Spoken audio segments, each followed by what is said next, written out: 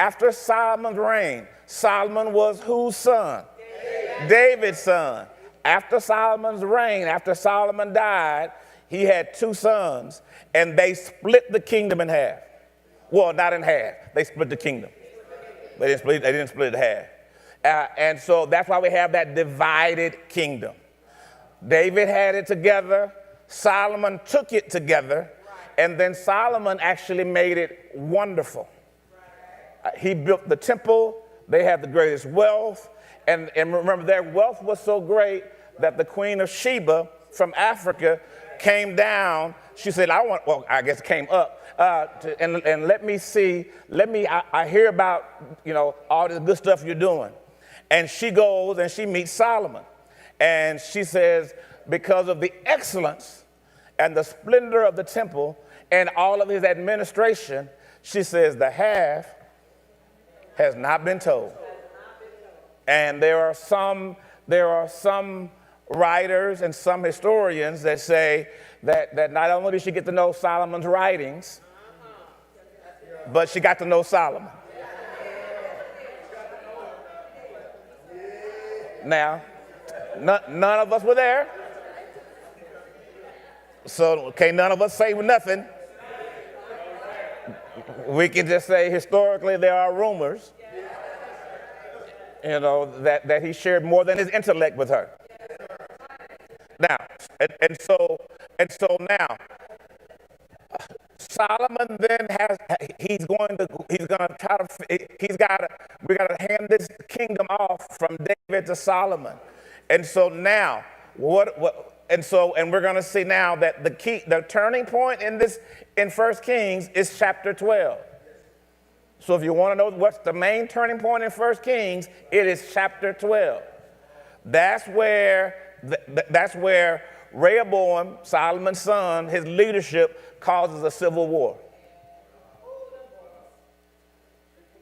Now, this is a word to us in terms of wisdom and how we raise our children. We have to raise our children with future generations in mind, not just them.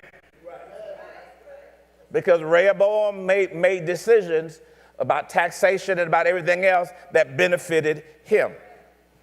And those decisions had consequences that divided the nation. And so you had Rehoboam, who had part of the nation, and Jeroboam, who had part of the nation. So just Ray and Jerry. I'm making sense. Clear that. I'm giving it to you in terms where you can understand it. So David gave it to Saul. Saul got it from David. David raised it up and did well, but then David had his issues. A lot of controversy. David fanned with raggedy. And a lot of issues happened after that. Y'all know that. And a lot of drama. And then the drama from that ended up having, now Solomon gets to become king. And then Solomon ended up with two sons, Ray and Jerry. And Ray and Jerry split the kingdom. Clear enough.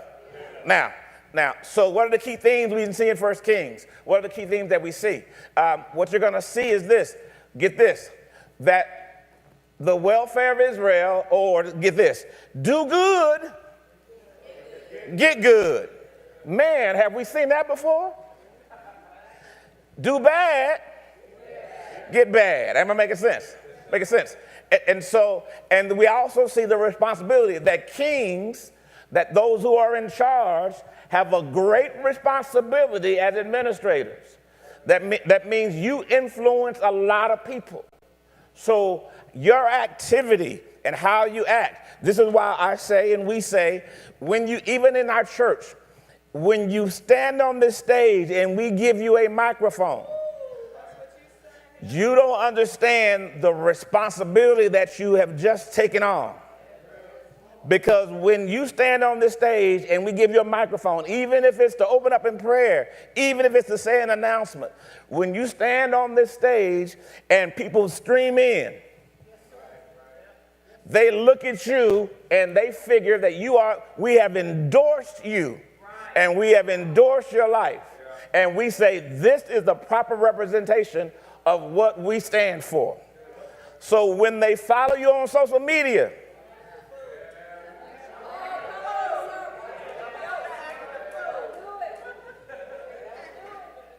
am I making sense? And you say things like, I wasn't gonna say nothing but.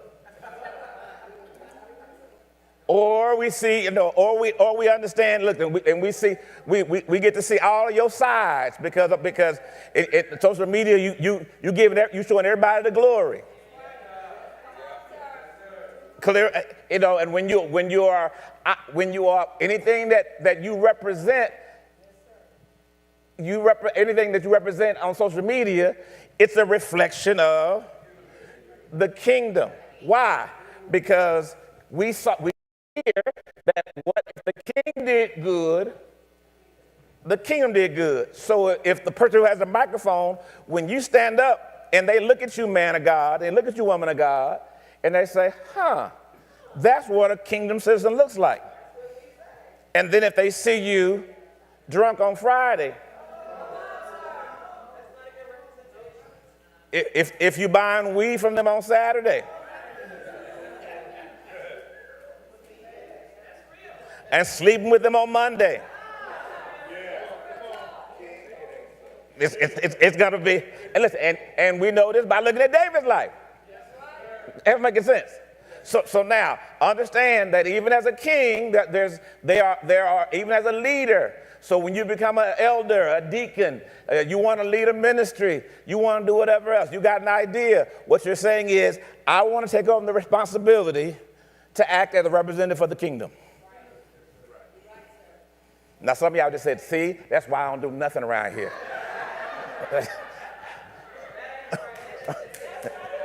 That's not the right answer either. And so what do we see? Observing God's law brings blessing. That sounds familiar. I think I saw that somewhere in the Bible. Right? And if I do stupid stuff, I start believing in other gods, I get. So listen, whether I want to say apostasy or obedience, I can remember this. Do good, get good.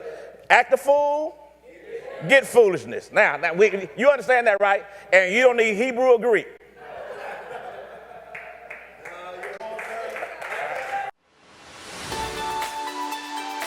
Thank you for worshiping with us today.